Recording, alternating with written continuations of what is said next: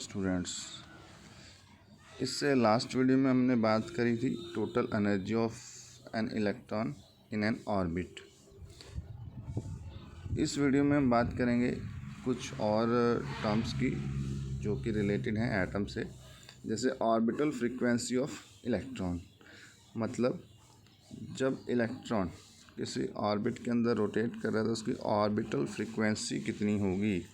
Frequency term already आपको known है किसे हम फ्रीक्वेंसी कहते हैं। तो बहुत ही सिंपल सा ये फार्मूला है और इसके लिए जो भी चीज़ें चाहिए वो आप ऑलरेडी पहले कैलकुलेट कर चुके हो। जैसे कि हमारे पास बोर रेडियस चाहिए, इसमें ऑर्बिटल्स वेलोसिटी चाहिए, दो चीज़ें आपको चाहिए जो कि आप ऑलरेडी फाइंड कर चुके हैं। तो आइए हम इसको स्टार्ट करते हैं। अगर when electron revolve in stable nth orbit the number of rotation per second is called orbital frequency. तो number of rotations per second electron कितना कर रहा है उसी को आप कह देंगे orbital frequency of an electron. और अपने को नोन है, पहले से पता है कि जो ऑर्बिटल फ्रीक्वेंसी है, या फिर हम सिंपली बात करें फ्रीक्वेंसी के, ये टाइम पीरियड का रेसिप्रोकल होता है। तो अगर आप टाइम पीरियड कैलकुलेट कर लेते हैं तो आप इजीली फ्रीक्वेंसी भी कैलकुलेट कर सकते हैं।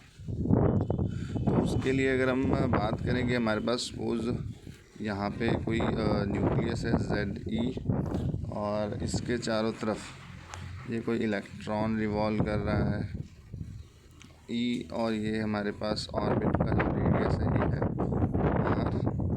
Rn।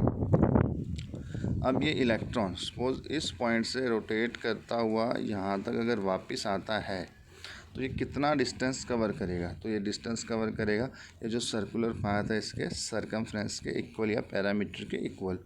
तो टाइम पीरियड आपको जब फाइंड करना है तो हम सिंपल सा फार्मूला लगाएंगे। हमारे पास जो फार्मूला है, स्पीड जो होती है डिस्टेंस अपॉन टाइम। तो यहीं से अगर आपको टाइम कैलकुलेट करना है तो डिस्टेंस अपॉन स्पीड। मतलब आप तो दो चीज़ें फाइंड करनी, तो इलेक्ट्रॉन ने डिस्टेंस कितना कवर किया, दूसरा उसने किस स्पीड से वो डिस्टेंस कवर किया है। तो कितना डिस्टेंस कवर किया है वो हम कह सकते हैं जो हमारे पास ऑर्बिट है, इस ऑर्बिट का जो सरकमफ्रेंस है ये हो जाएगा जो उसने डिस्टेंस कवर किया है वो। तो हमारे पास अगर हम मान लेते हैं यहाँ से इलेक्ट्रॉन स्टार्ट किया, तो ये जो सरकमफ्रेंस है ये होगा हमारे पास डिस्टेंस। तो हमने डिस्टेंस की जगह लिख दिया 2πRn, circumference of the orbit. और किस वेलोसिटी से ये मूव कर रहा है इस ऑर्बिट के अंदर वो हम कह सकते हैं ऑर्बिटल वेलोसिटी। तो उसको हमने पुट कर दिया Vn। तो हमारे पास टाइम पीरियड आ जाएगा, जैसे कि मैंने बताया टाइम पीरियड होता है डिस्टेंस अपॉन स्पीड। तो डिस्टेंस हमने पुट कर दिया 2πRn, स्पीड पुट कर दी Vn ऑर्बिटल वेलोसिटी। और इस फार्मूले में जो Rn है वो रेडियस और Vn ऑर्बिटल वेलोसिटी, ये दोनों ही आप पिछली वीडियोस में कैलकुलेट कर चुके हैं। तो इन दोनों की वैल्यूज़ आप इसमें पुट करवा देंगे और डायरेक्ट आपके पास आंसर आ जाएगा। तो यहाँ से हम कहते हैं हमारे पास T आ गया, और जो फ्रीक्वेंसी है ये रेसिप्रोकल होता है टाइम पीरियड का, तो फ्रीक्वेंसी आएगी 1/T। तो फ्रीक्वेंसी का अपने पास फार्मूला बनता है Vn/2πRn। अब इसमें जो Vn और Rn जो nth ऑर्बिट के अंदर हमारे पास ऑर्बिट का रेडियस है और उस nth ऑर्बिट के अंदर जो ऑर्बिटल वेलोसिटी है, उन दोनों की वैल्यूज़ हम इसमें पुट कर देंगे। ये हमारे पास हो गई Vn की वैल्यू और ये हमारे पास हो गई Rn की वैल्यू। इनको पुट अगर आप करते हैं और सॉल्व करते हैं तो जो फाइनली आपके पास ऑर्बिटल फ्रीक्वेंसी आएगी वो आपके पास आ जाएगा ये रिलेशन। तो बच्चे आपको करना कुछ नहीं है इस डेरिवेशन में, जो ऑलरेडी हमने चीज़ें कैलकुलेट कर रखी हैं बस उनको यहाँ पे पुट करना है। आप इजीली ऑर्बिटल फ्रीक्वेंसी फाइंड कर सकते हैं। आगे बढ़ते हैं इसी चैप्टर में। नेक्स्ट जो अपने पास है यहाँ पे angular velocity of electron in stationary orbits. तो एंगुलर वेलोसिटी हमने फाइंड करनी है, तो हम ऑलरेडी +1 में पढ़ चुके हैं एंगुलर वेलोसिटी और लीनियर वेलोसिटी के बीच में रिलेशन।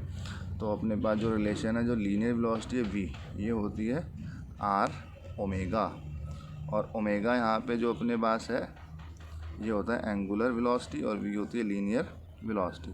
तो लीनियर वेलोसिटी आप फाइंड कर चुके हैं, आपको यहाँ पे फाइंड करनी है एंगुलर वेलोसिटी ऑफ इलेक्ट्रॉन। तो इसी फार्मूले को हम यूज़ करेंगे। तो वी एन अपने पास हो जाएगा R N into omega N, और अगर आपको ओमेगा एन फाइंड करना है तो ये हो जाएगा V N upon R N. V N हमारे पास ऑर्बिटल वेलोसिटी nth ऑर्बिट, और आर एन बोहर रेडियस हम कहते हैं, या फिर nth ऑर्बिट का जो रेडियस है वो। दोनों की वैल्यूज़ आप ऑलरेडी पहले कैलकुलेट कर चुके हैं। यहाँ पे आप इनकी वैल्यूज़ पुट करवा देंगे और इसको जब सॉल्व करेंगे तो ये आपके पास जो है रिज़ल्ट आ जाएगा एंगुलर वेलोसिटी का।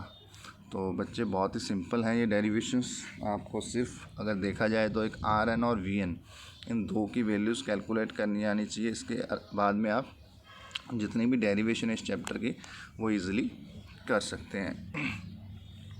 आगे बढ़ते हैं इसी चैप्टर में। नेक्स्ट जो अपने पास टॉपिक है, various energy levels of hydrogen atom. तो जैसा कि अभी हमने बात किया था पिछले चैप्टर में, टोटल एनर्जी ऑफ इलेक्ट्रॉन्स।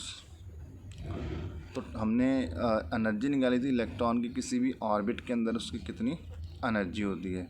तो यहाँ पे हम हाइड्रोजन एटम के लिए डिफरेंट एनर्जी लेवल्स फाइंड करेंगे कि फर्स्ट ऑर्बिट के अंदर उसकी कितनी एनर्जी होगी, सेकंड ऑर्बिट के अंदर कितनी एनर्जी होगी, थर्ड ऑर्बिट के अंदर कितनी एनर्जी होगी, एंड सो ऑन। तो इसी को हम कह सकते हैं energy levels of hydrogen atom. तो हमने एक जनरल फार्मूला वहाँ पे किया था हाइड्रोजन के लिए, जब टोटल एनर्जी कैलकुलेट की थी। तो ई एन जो अपने पास -13.6 upon N square electron volt. तो इसी में आप कह सकते हो जो एन की वैल्यू है, इस एन की वैल्यू को अगर आप डिफरेंट पुट करते हैं 1 2 3 4, तो आप डिफरेंट लेवल्स के अंदर, एनर्जी लेवल्स के अंदर जो है एनर्जी हाइड्रोजन एटम की फाइंड कर सकते हैं। जैसे कि यहाँ पे हमारे पास जब फर्स्ट ऑर्बिट होगी तो हम एन को 1 पुट करवा देंगे। एन को जैसे आप 1 पुट करेंगे तो फर्स्ट ऑर्बिट की जो एनर्जी मेरे पास आएगी वो आएगी -13.6 इलेक्ट्रॉन वोल्ट। सिमिलरली जब आप एन को 2 पुट करवाओगे यहाँ पे, तो 2 का स्क्वायर हो जाएगा। जो मेरे पास सेकंड ऑर्बिट के अंदर एनर्जी आएगी वो आएगी -3.4 इलेक्ट्रॉन वोल्ट। और इसी तरीके से अगर आप 3 पुट करवाते हैं तो आपके पास एनर्जी आती है -1.51 इलेक्ट्रॉन वोल्ट। इसी में आप कंटिन्यू कर सकते हैं। जब आप 4 पुट करवाएंगे तो आपके पास एनर्जी आ जाएगी 0.854। अगर आप 5 पुट करवाते हैं तो एनर्जी आ जाएगी 0.554 electron volt.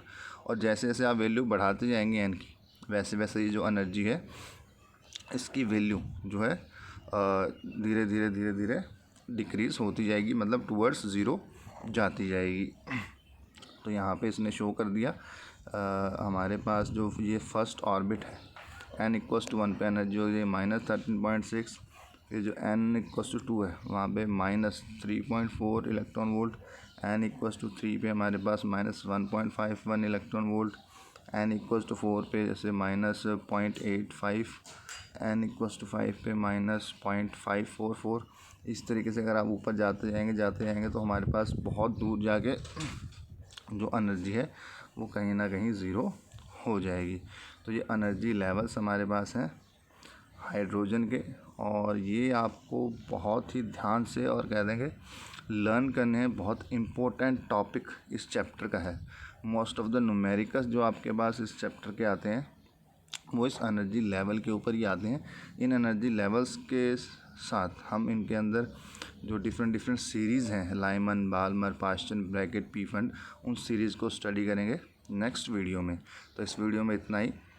Thank you students.